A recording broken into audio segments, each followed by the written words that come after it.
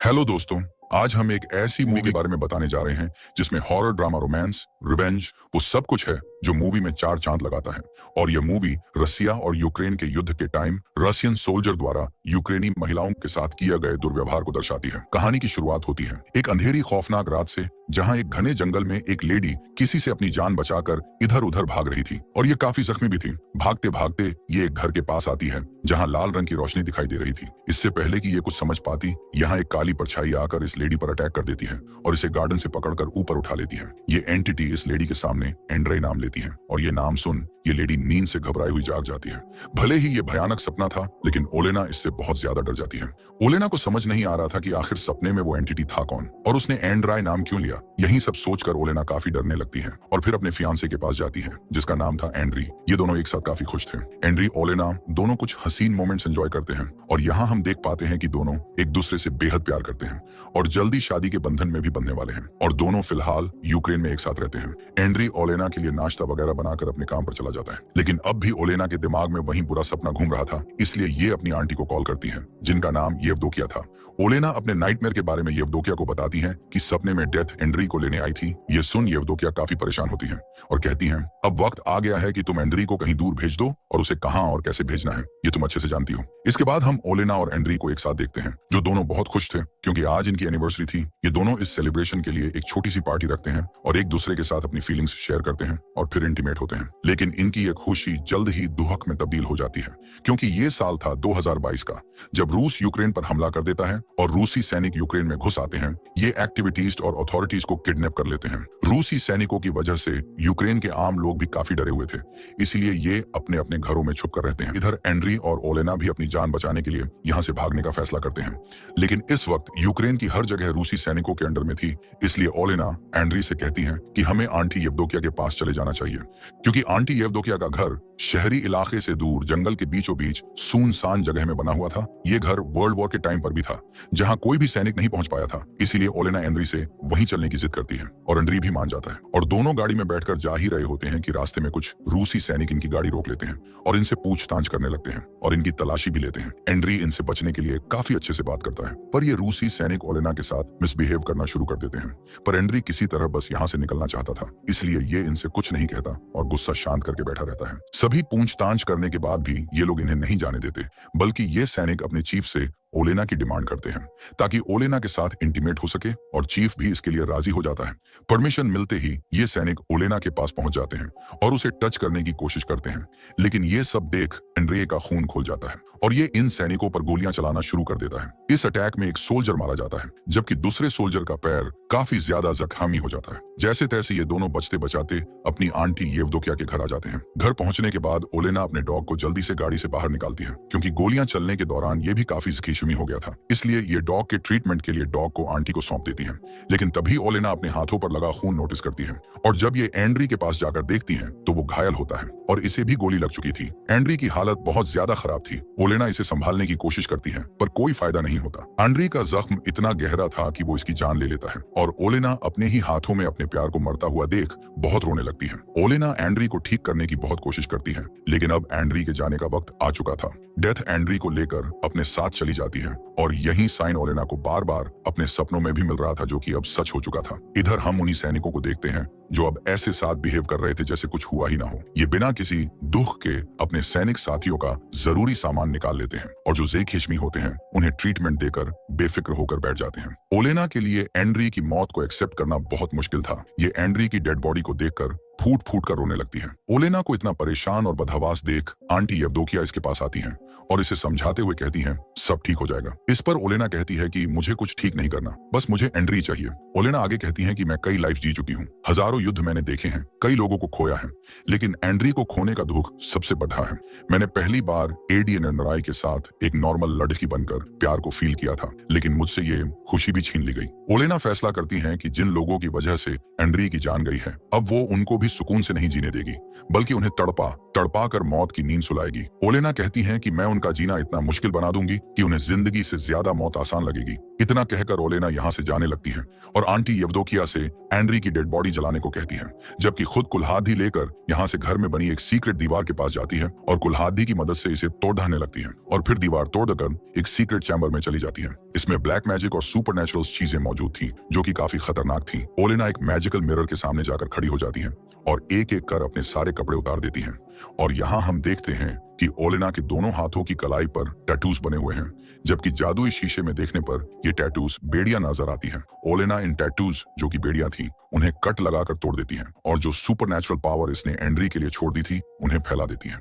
बड़ियों से आजादी मिलते ही इसके शरीर में कुछ चेंजमेंट होना शुरू हो जाते हैं और हम देखते हैं कि ओलेना की बॉडी में खास तरह की पावर दौड़ने लगी है। ये पावर वापस मिलते ही ओलेना काफी पावरफुल और खतरनाक हो जाती है और अब ये पूरी तरह से अपने दुश्मनों से बदलना लेने के लिए तैयार होती है। ओलेना कोई नॉर्मल लड़की नहीं थी, बल्कि ये एक विच थी जो इस चुड़ैलों की दुनिया से दूर एंड्री के साथ जिंदगी गुजारना चाहती थी, पर ऐसा नहीं हो पाया, इसीलिए ये इस दुनिया में वापस आ गई। इधर हम रूसी सैनिकों को देखते हैं जिनका चीफ बताता है कि खाने की सप्लाई अभी नहीं हो पाएगी क्योंकि जो खाने का ट्रक था वो यूक्रेन ने रोक लिया था। इसलिए चीफ इन सब से कहता है कि अब तुम लोग बिल्कुल आजाद हो, तुम्हें जैसे भी खाना लाना है तुम इसके लिए फ्री हो, तुम किसी को भी मार सकते हो। ये सब सुनकर सैनिक बहुत खुश होते हैं और अलग होकर खाना ढूंढने के लिए निकल जाते हैं। कुछ सैनिक एक घर में खाना ढूंढने जाते हैं जहाँ एक बूढ़ा आदमी इन्हें यहाँ से भगाने लगता है, लेकिन ये रूसी सैनिक इस बुजुर्ग आदमी को ही मार देते हैं और इसके घर में जबरदस्ती घुस जाते हैं, जहाँ इन्हें इस बूढ़े आदमी की बेटी दिखाई देती है जिसका नाम था काटिया। केटी को देखकर ये सैनिक इसे बंधी बनाने की कोशिश करते हैं, लेकिन काटिया किसी तरह इनसे बचकर यहाँ से भागने लगती है, पर कोई फायदा नहीं होता क्योंकि ये सैनिक जल्द ही इसे बेहोश कर देते हैं और एक सैनिक मौके का फायदा उठाकर काटिया के साथ गलत काम करने लगता है।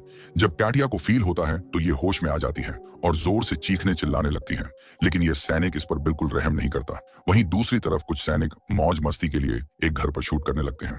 जब एक लेडी ये सब देखती है तो इन सैनिकों को समझाते हुए कहती है कि तुम लोग इंसान हो, इंसान ही बनकर रहो, जानवरों जैसे बर्ताव मत करो। लेडी की ये बात सुन सैनिकों को काफी गुस्सा आता है और ये इसे शूट कर मौत की नींद सुला देते हैं। इसके बाद ये लोग एक कैंप के पास पहुंचते हैं।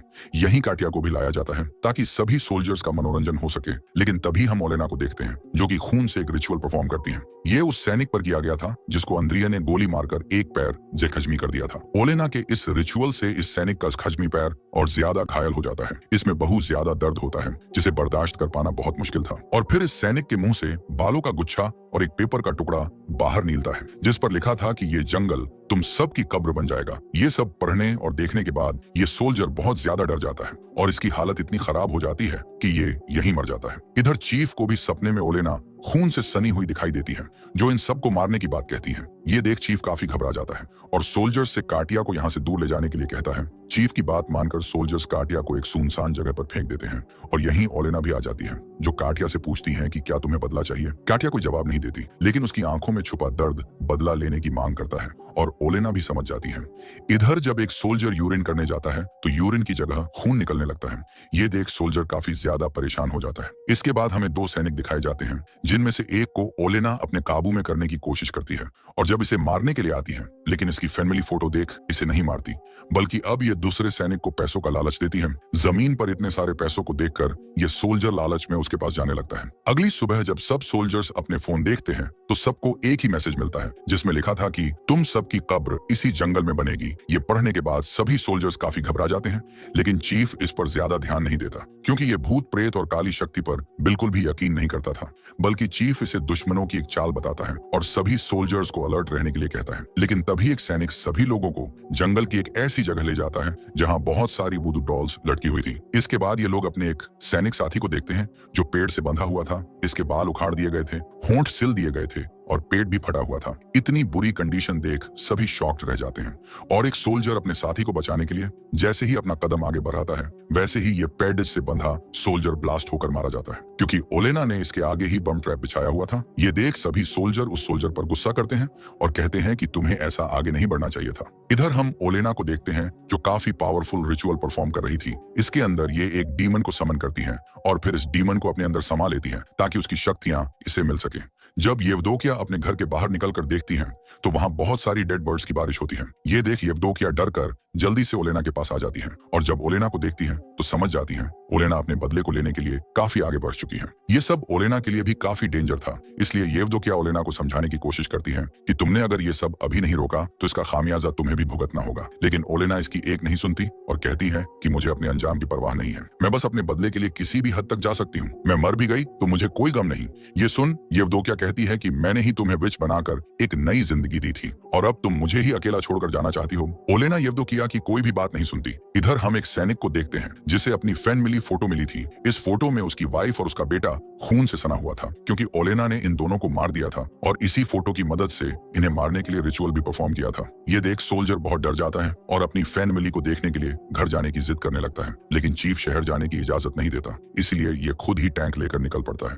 पर रास्ते में ओलेना इसके साथ माइंड गेम खेलती है और अपने दिमाग की इसी उलझन में फंसकर ये अपने ही दो साथियों को टैंक से कुचल कर मार देता है। ये देख बाकी सोल्जर्स इसे खूब मारते हैं, हालांकि ये इन्हें सब समझाने की कोशिश करता है, पर ये लोग इसकी कोई बात नहीं मानते। वहीं दूसरी तरफ कैंप पर बॉम्ब अटैक हो जाता है जिससे बचकर सब लोग इधर उधर बिखर जाते हैं और एक सोल्जर जंगल में आ जाता है। इसी ने उस मासूम लेडी को मारा था, इसलिए यहाँ इसे लेडी की साइकिल दिखाई देने लगती है और फिर लेडी का भूत भी इसे डराने लगता है।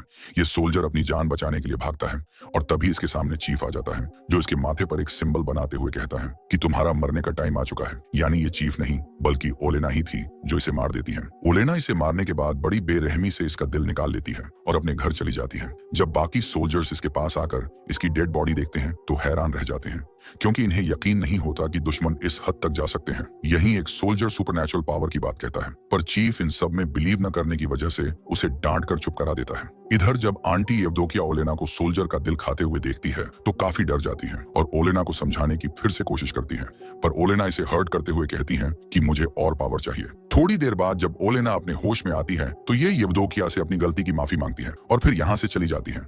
येवदोकिया भी अब ओलेना को देखकर उससे डरने लगती है क्योंकि बदले की आग में वो न सिर्फ अपनी असली पहचान खो रही थी बल्कि एक बुरी विच में भी बदलती जा रही थी। रात को ओलेना सैनिकों के कैंप में जाती है और वहां सबके लिए वार्निंग छोड़ जाती है।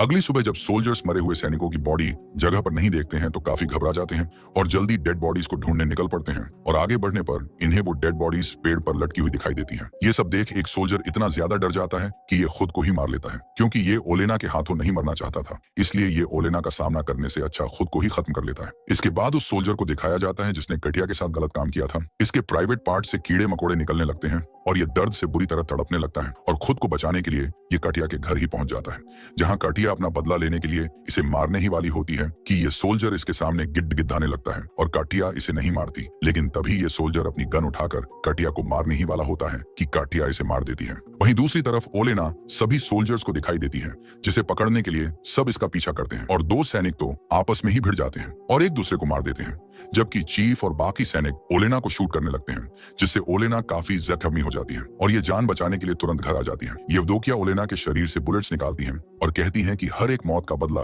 तुम्हें खुद चुकाना होगा और आखिरी चीफ को मारने के साथ तुम भी खत्म हो जाओगी, क्योंकि यही डील ओलेना ने कर रखी थी। येवदोकिया अब भी इस खेल को यहीं रोकने के लिए कहती हैं, पर ओलेना नहीं मानती। एक एक कर ओलेना सभी सोल्जर्स को मार देती है, पर चीफ इसके काबू में नहीं आता बल्कि ओलेना को पकड़कर उसके साथ गलत काम करने लगता है।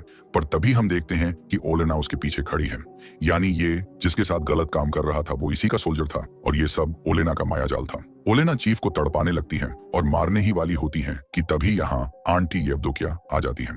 येवदोकिया ओलेना से कहती हैं कि तुम्हारे पेट में एक बच्चा पल रहा है और अगर इस चीफ को जरा भी नुकसान हुआ तो बच्चा भी मारा जाएगा, क्योंकि ओलेना ने यही डील डीमन और डेविल के साथ कर रखी थी। येवदोकिया इसे समझाती हैं कि ये बच्चा एंड्री की आखिरी निशानी है, तुम्हारे प्यार की निशानी है और यही बच्चा तुम्हारे जीने की आखिरी वजह भी है। ये सब सुनने के बाद ओलेना भी शांत हो जाती है, पर अब भी इसके दिमाग में चीफ ही घूम रहा था जो गुस्से को और बढ़ा देता है। पर ओलेना जब अपने डॉगी को देखती है तो बिल्कुल शांत हो जाती है, क्योंकि एंड्री और ओलेना दोनों ही इस डॉग को बड़े प्यार से अपने साथ रखा था। ओलेना आखिर में कहती हैं कि माफ करना सोल्यूशन नहीं है, क्योंकि लास्ट में सब चीजें फिर से वापस आएंगी। नाना येवदोकिया कहती हैं कि चीफ को मारने की जरूरत नहीं, बल्कि मेरे पास एक दूसरा प्लान है। फिर सीन शिफ्ट होता है चीफ पर, जिसे येवदोकिया ने पूरी तरह से पागल कर दिया था और इसके ही सैनिक इसे सभी सोल्जर्स का खूनी बताते हैं और फिर इसे लेकर प्रिजन में चले जाते हैं। इसके बाद हमें कुछ टाइम बाद का सीन दिखाया जाता है जहां हम ओलेना को देखते हैं जिसने एक बच्चे को जन्म दिया है और अब ये इसी के साथ अपनी जिंदगी की नई शुरू करेगी और इसका बदला भी पूरा हो चुका है और इसी के साथ ये मूवी यहीं खत्म हो जाती है। तो कैसी लगी आपको ये खौफनाक मूवी? कमेंट में जरूर बताइए। मिलते हैं अगली वीडियो में।